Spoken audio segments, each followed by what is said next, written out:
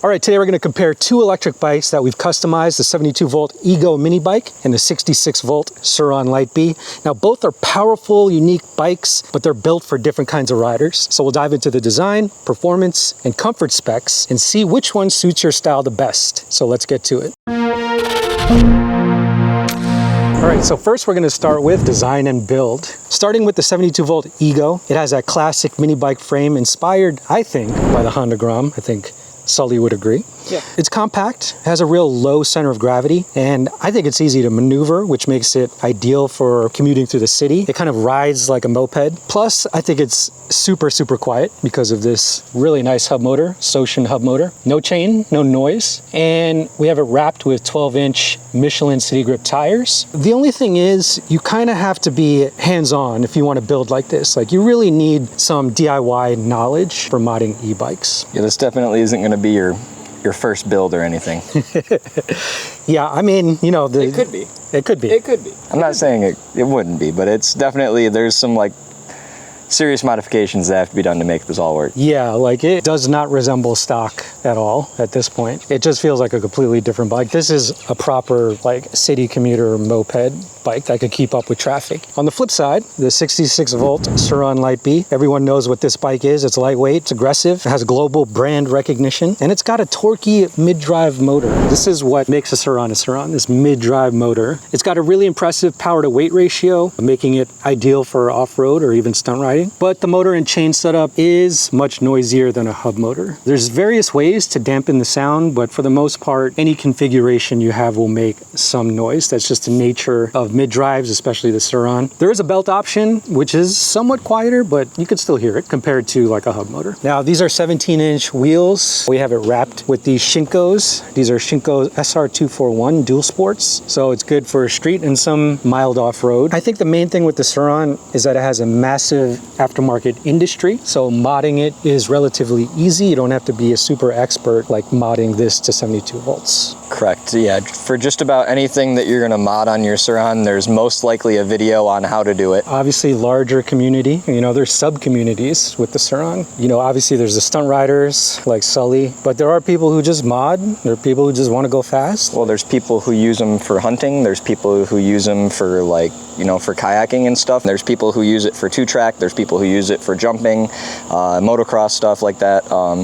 And a whole bunch of other things too. I'm sure that I'm not even touching base on. I'm sure people just use them to commute every day on like places like New York and Chicago and things like that. In terms of like popularity, this obviously has many years of exposure to the market, but arguably Ego is also well known, not for bikes, but they do have brand recognition when it comes to power tools, riding lawnmowers, like everything. It has heavy brand awareness in that industry. So it's not a one-to-one translation, but they do have their own markets and enthusiasts. Okay, so let's go to the next category, performance and power. So when it comes to raw power, the 72-volt Ego mini bike is running a 10 kilowatt rated, 20 kilowatt peak Surron hub motor, and it's also paired with a Far Driver 72450 controller. This setup is all about smooth power delivery, and you can feel it when you hit the top speed, which we've gotten this up to about 62 miles per hour. You could probably go faster, but honestly, that's the speed where I kind of tap out. It's more than enough, but it could do it. Now, the custom 72-volt 30 amp hour battery by Powerful Lithium delivers 315 continuous amps and 405 peak amps, making this build incredibly efficient for city commuting. We actually did a range test video where we calculated about 50 miles from this one pack at an average speed of about 35 miles per hour, which is really, as fast as you want to take this. You're not taking it on the highway or anything like that, but that's a pretty decent range. This was my first like high power hub motor I've ever ridden. So coming from mid drives, primarily, because that's all I've had is Razors and Surrons. The delivery is super smooth. You can definitely tell that it's really heavily weighted in the rear end because of the motor, But other than that, you know, you can't really complain about it. It takes off smooth. I mean, it'll pick the front tire up no problem. It's got plenty of power. You know, it is a heavy bike, but because the tires are so wide, because the throttle ramp isn't torquey, once you get it to balance point, it actually feels weightless. That's like most bikes, but I think with this in particular, it kind of fools you because it is heavy, just, you know, lugging it around and just like pushing it. But once you get it at that balance point, it's pretty stable for the most part. Right, yeah, it feels super balanced in wheelies, and the power delivery is so smooth that, you know, one-handers and all that kind of stuff, you're not like getting jerked around by the throttle. In comparison, the 66 volt Surron Lightbee packs a 3 kilowatt rated 10 kilowatt peak mid-drive motor that we have paired with the Torp TC500 controller. Now, we did a pretty thorough Torp controller video a while back, and one thing that really stood out to me was that the user interface is really, really nice. You know, compared to like the Far Driver app or the Ego, the Torp app is like perfect, like user design. Also, with the Torp, once you dial it in, it can be perfect for stunt riding. Since it's only 66 volts, the top speed is slightly lower at 56 miles per hour compared to the Ego, and that was sort of the rated power that I got, like full throttle on 66 volts.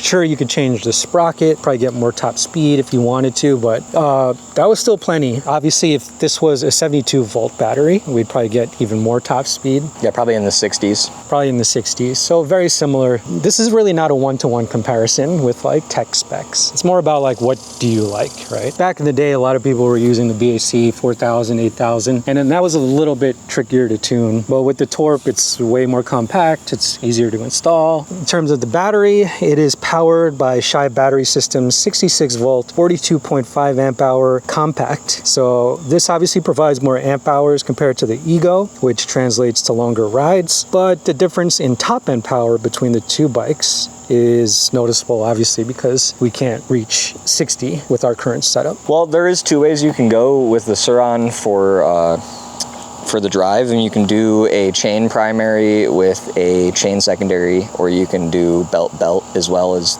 having a belt and a chain. Right, so that just means more maintenance, and that might be great for some people, but some people just want a motor that doesn't need two different chains, two different drive, you know, like it's just a hub motor. Right. And there's no jack shaft bearings too. Those are a huge pain to replace. You got to drop like almost the entire swing arm just about to pull that one thing out to replace like 4 bearings and then put it back in. It's a bit ridiculous. If you had to change the motor out, what do you do here? It's just 2 bolts, a couple wires, and that's it. In terms of maintenance, I think a lot of people go with the hub motor because it's really simple, really, really simple. Next category is comfort and control. The 72 volt Ego mini bike has this really wide moto style saddle seat, really comfortable, has a lot of cushion. And this is a plus, right? For longer rides, that kind of thing. It extends almost right on top of the wheel, so that's really good for balance. And you also have like the frame bar over here. Now the front suspension fork, it's non-adjustable. This means that it'll handle well on the streets, but you can't really dial it in, you know, like dialing it in if you're riding over rough areas or your weight, that kind of thing. It just kind of has this one setting, right? Now in terms of brakes, we did upgrade the brakes. Yeah, so these are a moto style brake. The one that came on it was also a moto brake, but it was a smaller piston on the inside of the master.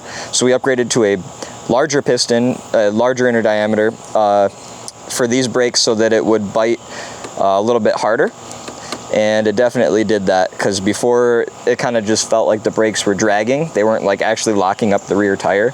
And then now, I mean, you could lock it up at 60 mile an hour and skid all the way to a stop. So perfect for obviously stunt riding, but also just safety. Just safety. The bike is significantly heavier with the battery, and especially with that motor. I think that motor is maybe 10 pounds, 10, 15 pounds more than the stock motor, maybe. Right.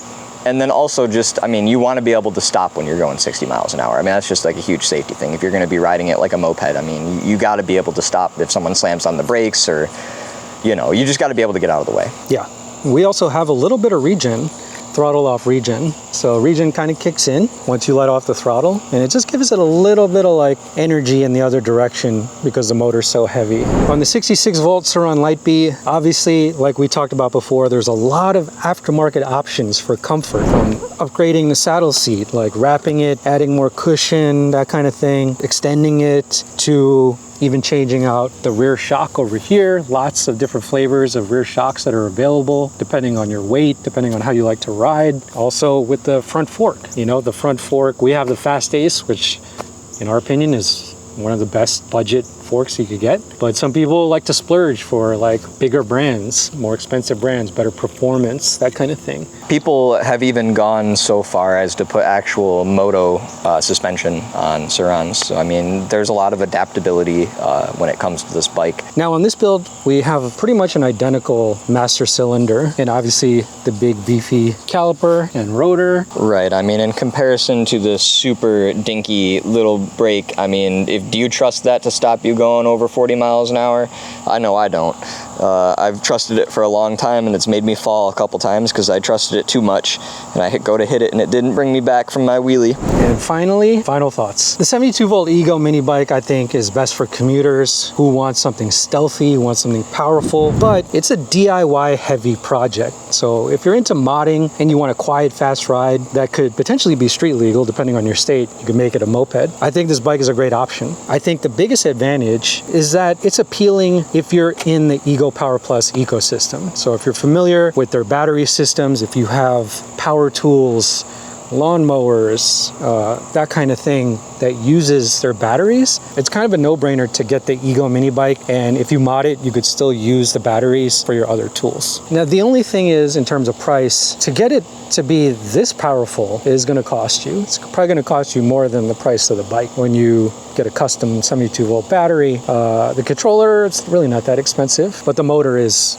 pretty expensive. In terms of savings, this is not a build where you're trying to save money. This is a build where you want like a one-of-a-kind bike. I can for sure say that this bike is a one-of-one currently. But yeah, just getting into the Egos, I mean, you're at a lower price point to get into this than you are to get into the Surron. So that being said, that if you wanted to get in this and build it over a period of time, you could definitely do that. But it also takes time and energy and all those other great things. You know, Iconic Cycles makes the plug-and-play kit where all you're doing is swapping out the controller. We did a video on that. And yeah, and the community is small, but it's growing. So we do have a Facebook page, Ego Mini Bike Modders group. And so if you're like, you want to be part of a group that's like trying to pioneer this bike, like some people like that, you know, as opposed to like, let me jump into this other group where everyone's an expert and everyone is gonna like, you know, maybe not be that nice to you if you don't know everything there is to know about Surrons. On the other hand, the 66 volt Surron Lightbee, it's really a performance focused machine. It's been popularized by stunt riders, obviously. You see these mega rides, you see tons of groups now, people doing some really, really cool things with the Surron. So it's pretty much ready to go right out of the box, honestly, with minimal DIY work. And it turns heads when you ride it. So that's just something to think about. This is not really a stealthy bike. I mean, people take one look at this, even the silhouette, people would even recognize that they've seen that before. They may not know the name of the bike, but they've definitely seen it somewhere. The frame, the suspension, and all that is very solid on the Ego, but it's not solid enough to handle jumping it off a massive jump, like an MX jump, which is basically what these were designed, the Surrons were designed to do, was to do MX. Other than them needing a lot of upgrades to do it well, they are the better candidate if you're gonna go down that road. And then also with the Surron, there's a plethora of wheel sizes that you can run. I mean, you can run all the way down to a 12 and all the way up to a 21, 19, 21 in the front, 19 in the rear. So, I mean, for a lot of different things. There's definitely a lot more diversity in the Surron mod community for now, but it's also been around for a lot longer. Cool, so now that we've gone over sort of all the categories and all the specs, let's do a back-to-back ride with each one. Yeah, let's do it. Dang! You got shocks, pegs, lucky. Which one should we pick first? I don't know. What do you think, Rick? Yeah, let's start with the Surron first. You know, old trusty, something I'm used to, something I ride almost every day. Oops, sorry, Ego. Comparing it to my own Surron, this is a bit smaller than mine. It has the lowering bracket, smaller wheels, and tire setup. I adjusted the tune a little bit from what Rick had it at because he was learning how to wheelie, so he has it kind of tamed down. I boosted it back up. I put it at 8.4 kilowatt, so it's still like, you know, 1.5 kilowatts lower than the Ego is. So let's get right into it. Let's do some riding and let's talk about it, right? All right. So, I mean, getting right into it, I mean, in the immediate comparison, you know, you can hear the chain, you can hear the jack shaft, you know, all the bearings and everything. It's a little noisy, but it's an e-bike. I mean, you still can't hear very much. It's pretty quiet for the most part. The brakes, these brakes in the front are not great. I mean, that was a pretty good pull there, and it didn't even stop me, really. I mean, probably need some new pads, but I mean, the mountain bike brakes just aren't it. In comparison to the moto brakes, you could pretty much be going any speed and it'll lock it up, like no problem whatsoever. Definitely a super big upgrade for the bikes are these EV Raceworks moto brakes. And then coming down to the suspension, I mean, the rear and front suspension is super cushy on this bike. It's very soft, but it doesn't let you bottom out. It's a very good like off-road bike. If you were to hit some jumps or some rough terrain, you definitely want to have this type of suspension. And then when it comes down to wheelies, of course, you know, this is my go-to because this is what I wheelie.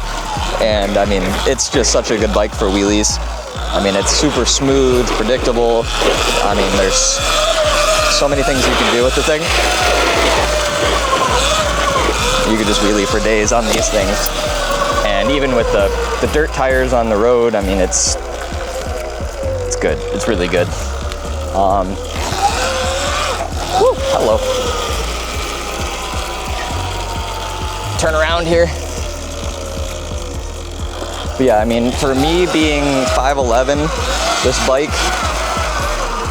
definitely fits my size pretty well. It's maybe a little bit on the smaller side, but not by much. So it's definitely a good fit for me. I mean, I can flat foot it, no problem with my knees bent. So, and then also there's pegs on the back of this Surron for stunts and whatever. They also double as frame sliders. Mine I have actually drilled into my subframe, and they also make some that go off of your axle bolt. The only thing that I don't like about this one is if it does bend the bolt, it's bending your axle bolt. So that's a bit more of a pain than bending just a through bolt. But I mean, you can use it, oh Jesus, to wheelie. You can use it for a passenger to hold on while you're cruising. So that's definitely useful.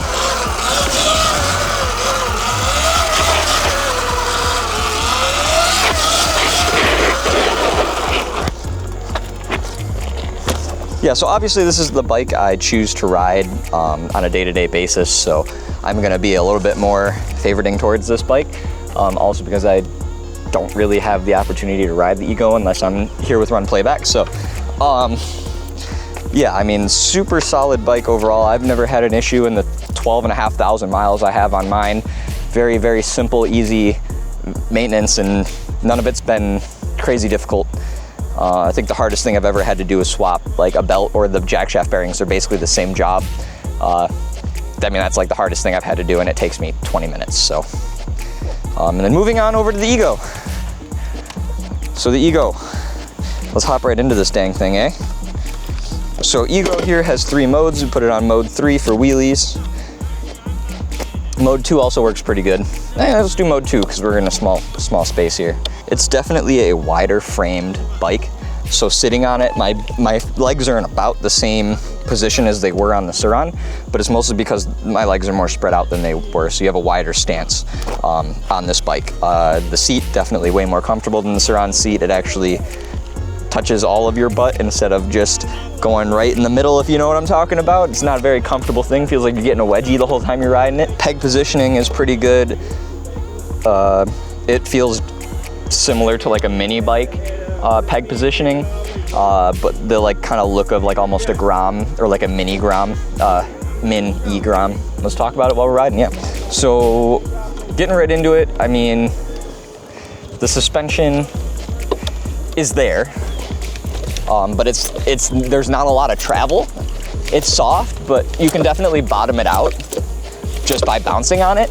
So if you were to take this like for some serious off-roading, maybe not the most ideal thing to commute around town though. Is plenty of suspension for road bumps. Try to obviously avoid potholes at all costs. The brakes, we got moto brakes on front and rear. So I mean, obviously those work fantastic. They don't hesitate to stop you. You can get these masters online fairly inexpensive. There's a few companies that offer them. And then obviously the one thing that you don't notice until you're on it is it doesn't make any noise. I've been telling Rick he needs to put the Jetsons noise over this thing, but he doesn't listen to me. That'd be awesome. But yeah, there's absolutely no noise coming from the motor. There's no chain noise. There's no bearings back there that can go bad. Nothing like that. Definitely less maintenance with this bike than the Surron in that respect. I don't know what this bike would go through in 12,500 miles because I haven't put 12,500 miles on this, and I don't think anyone has put 12,500 on one of these. This one currently has 250 on the build, and I'm sure we probably put about 50 on it before then, so let's round it up to 300 miles on this thing. So we don't really know what the maintenance items are going to be on this bike, but it'd be interesting to find out. Power delivery on this bike. So power delivery you can tune to however you want on the far driver, although it does take a bit more knowledge and experience tuning those types of controllers, because there's actual values that you have to change to get the results that you want from the controller. And I think he got them dialed pretty good. So this is mode 2. It's a little underpowered, but it's just enough to do slow wheelies. And then you put it in mode 3 and it's just an absolute animal. I mean, it is like gnarly. I mean, you barely have to touch the throttle and it's picking the front tire up, no problem. And the brakes, you know, again, just magnificent. So yeah, there's really, you know, there's really two ways to put it. I mean, the Surron is definitely more of your off-roading monster, right? And then for streets, they both kind of do the same thing. They ride the streets very well. This definitely would suit more of a moped style need, or like Honda Gram, like a commuter, a slower commuter. Because I believe Honda Grams go like 65, 70, and this goes probably 65. So, I mean, it's comparable size and speed to a Honda Gram. So with turn signals and everything on it, I'm sure you could register it as an actual motorcycle if you got the correct documentation for it. I don't see there being any issue with it other than it technically is 0 cc's. But yeah, so if you're into like the mini bikes, if you're into mini bikes, if you're into like mopeds, Honda Grams, you know, Z125, stuff like that, of that nature, you would feel very at home on this bike. It would be geared towards, for sure, people who have already bought into the Ego ecosystem already, because then you have more reason to use the Ego products, and you may already have batteries for it. So you may even be able to cut costs there because you already have batteries at home for your stuff you already use on a day-to-day basis. Okay, so this is my back-to-back ride, starting with the Surron. Obviously, this thing is built for my size, and I still can't, I kind of flat-footed, but you know, my center of gravity is a little bit different on this bike. I'm still actually trying to figure out the best way to balance.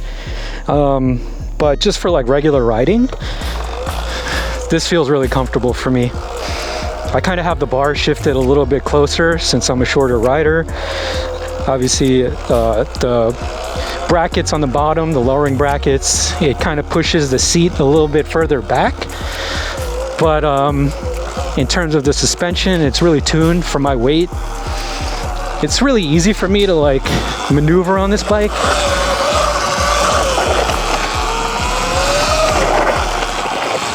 So cornering is not a problem. And I think that's the beauty of something like the Surron. You can really customize it to how you like to ride, to your size. And you could do it a la carte. You could do it piece by piece, which is how I did this bike. You know, I've put parts on, I've taken parts off, I've sold, you know, sold a bunch of things, bought a bunch of things. And it, depending on what you do, it's always gonna feel like a brand new bike. Yeah, I mean, Sully kind of went over all the advantages of the Surron, I think. He's way more experienced with this bike than I am. Oh, still trying to find balance on this thing. There we go.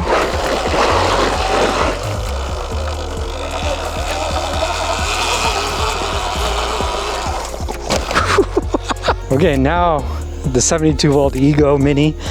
It's obviously more compact bike. It's just really quiet. It's just such a smooth power delivery. You can't even hear it. You know, it's like sitting on a couch. Yeah, I don't have any experience with the Honda Grom or with a lot of mini bikes other than the e-box and the 2TO. But this is really honestly my go-to when I'm commuting through the city. It's just so compact, so stealthy. It's stealthy in the sense that it doesn't make a lot of noise, right? When people see this bike, they stop what they're doing and they take a look, because like I said, this doesn't look like anything that's out there. Obviously I took away all the Ego branding, so it's hard to determine what kind of bike this is. And I think that's what most people tend to do when they look at it. It doesn't, when you look at a Surron, you know it's a Surron. So in terms of like having a bike that's really unique, I kind of like that. Having a bike that not everyone has, right? I guess it's just so much easier to, you know, to balance with like a hub motor, because all the weight is right there in the rear.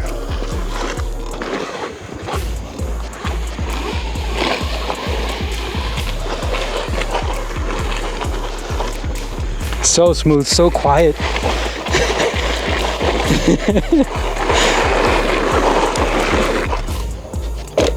I don't know what else to say. I think we gave you all the specs between the Surron and the Ego. It's not a one-to-one comparison. Some riders are going to want some of the features on the Ego. Some riders will prefer the features on the Surron. Honestly, I wouldn't want to replace one for the other. I like both bikes and I use them in different ways, and I think you'd probably do the same. So when people are like, why did you mod the Ego? You might as well have gotten a Surron. Well, that's not really the point. It wasn't about choosing one or the other. People can like more than one thing. So yeah, that's why we did this video. Hope you guys, you know, are fortunate enough to have both bikes, but if you have to choose one or the other, this should give you all the information you need. All right, so which one fits your lifestyle? The 72 volt Ego Mini or the 66 volt Surron Light B? Let us know in the comments below. And if you're enjoying these side-by-side comparison videos of me and Sully, hit the like and subscribe buttons, and we'll see you guys in the next video. Smash the like button.